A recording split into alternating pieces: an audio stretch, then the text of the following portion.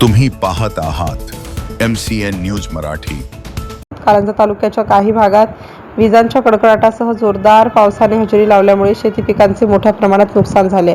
कारंजा तालुक्यातील जांब व गंगापूर परिसरात 3 एप्रिल दुपारी अचानक अवकाळी पावसासह गारपीट झाली। या नैसर्गिक आपत्तीमुळे शेती पिकांचे मोठे नुकसान झाले असून रस्त्यावर झाडे पडणे व काही ठिकाणी वीज पुरवठा खंडित होण्याच्या घटना घडल्या।